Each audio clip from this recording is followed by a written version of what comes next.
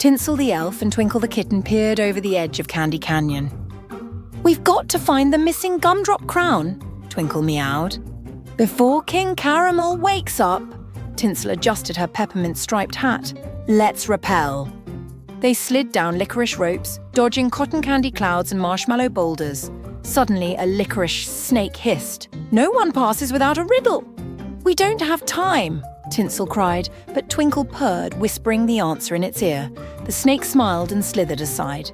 Deeper into the canyon they raced until there it was. The gumdrop crown sat atop a chocolate stalagmite. Carefully they lifted it, just as the sun rose. "Quick!" Tinsel giggled. "Back to the castle!" And as they placed the crown on the king's head, he stirred and smiled, none the wiser to their sugary adventure. Far beyond the hills stood the spiral tower, twisting high into the clouds. No one dared climb it, except Starzl. "Inside is a wish," she whispered, clutching her lantern. As she stepped inside, the staircase shimmered and shifted under her feet. "Choose wisely," a voice echoed. Every turn brought a door, one to treasure, one to adventure, one to answers. Starzl hesitated, then followed the faint sound of music. Up and up she climbed until she reached a tiny window at the very top. There she found herself playing a song on a golden flute. "The wish was always inside you," the voice smiled. Starzl laughed, feeling light as air. As she played, the tower's walls unfolded into bridges of light, leading to dreams she never dared imagine. Deep under Clover Hill, 3 bunnies, Nibbles, Thumper and Tilly, peeked out of their burrow. "It's gone!" Tilly gasped. The moonstone, the glowing gem that lit their tunnels, had vanished. Without it, the warren would fall into darkness. "We must find it," said Nibbles, stuffing carrots into a satchel. Their journey began under starlight, hopping past sleepy owls and whispering winds. Suddenly, paw prints, big ones, led into the foggy woods. "Something took it," Thumper gulped. Bravely they pressed on, their ears twitching at every crackle. At the heart of the woods stood a towering badger holding the moonstone. "I borrowed it." "For my sick cub," he rumbled. The bunnies huddled. "Maybe we can share it," Tilly offered. And as the moonstone's glow lit both burrows that night, the 3 brave bunnies learned that sometimes courage meant kindness too. Mira was bored. "No one ever texts me first," she sighed, scrolling her phone. Suddenly, a new message blinked in. "Hello, human, this is Dragon." Mira laughed. Very funny. But the next message read, "I need your help." Curious, she replied, "Help with what?" A map appeared on her screen, leading to the old quarry. That's weird, Mira thought, but she grabbed her bike and rode off. At the quarry's centre stood a dragon, scales shimmering like phone screens. "You really came," he smiled. "I've been trapped in this Wi-Fi signal for years." Mira held up her phone. "You're inside my phone?" "Not for long," he winked. With a flash, he soared into the sky, leaving behind a tiny glowing icon. "Dragon contacts. 1. Mira grinned. "Best text ever." Shelley the snail longed for speed. Every day she watched Skitter, the jetpack squirrel, zoom across the park. "Oh, to fly," she sighed. "Why so glum, slowpoke?" Skitter grinned, zipping by. "I wish I could go fast," Shelley said. "Hop on," he said, "but I'm a snail." "Perfect."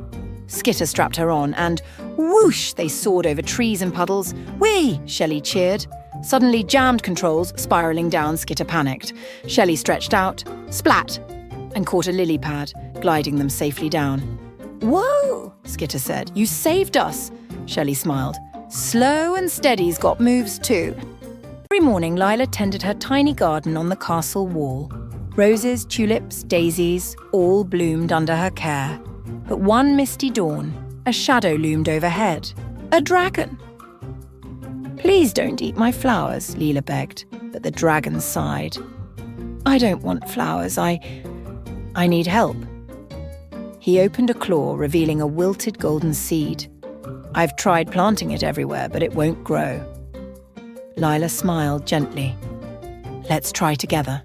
They dug a small patch in her garden, watered it, and waited. Days passed. Then, sprout. A golden vine shot up, wrapping around the castle. It needed kindness, Lila said softly. The dragon beamed. And now I'll guard your garden, always. From then on, the dragon's wings shaded the flowers, and every visitor left with a golden bloom. High above the tallest mountains lived a shy little cloud named Puff. He watched big clouds make thunder and lightning. I could never do that, he sighed. One day the sun whispered, Puff, the garden below needs help. Can you try? Me? But I'm too small, Puff said. Please, the sun smiled. Puff floated down and gave a tiny squeeze. Out came the softest drizzle. Flowers perked up. Trees sighed in relief. More Puff, said the sun, and Puff gave just enough to bring the garden back to life. Back home, the big clouds cheered. Look who made rain today! And Puff finally felt big enough. In a dusty thrift shop, Milo found a strange blue coat hanging in the corner. Try it on, the shopkeeper winked. As soon as Milo slipped it over his shoulders, the coat purred and lifted him an inch off the ground. Whoa, it hovers. Milo grinned. Where would you like to go? The coat whispered. Milo thought hard. Somewhere no one's been before. With a flutter, the coat soared out the door, over streets, past clouds, higher and higher. They zipped through rainbow storms and cotton candy skies until they reached a floating island with doors hanging in midair. Choose a door, the coat said softly. Milo reached for a shimmering silver one, but suddenly, all the doors began to glow. Each leads to a different adventure, the coat whispered. But you can only pick one tonight. In the heart of Willow Jungle, fierce Rawclaw the tiger prowled, feared by all. But one day, something tiny landed on his nose. A bumblebee. Shoo! He growled, crossing his eyes to see it. But the bee didn't buzz away. I'm Buzzlin, as it said, wings shimmering. And you, sir, need my help. Rawclaw scoffed. I'm the king of this jungle. But Buzzlin buzzed closer. A storm's coming. A flood. And only I know the way to higher ground. Thunder rumbled in the distance. Rawclaw hesitated, then nodded. Lead me. And so the mighty tiger followed the tiniest guide, weaving through secret tunnels and hidden paths as the skies darkened. Behind them, water rushed. Ahead, hope glimmered. Why are you helping me? Rawclaw finally asked. Buzzlin smiled. Because even the strongest need a friend.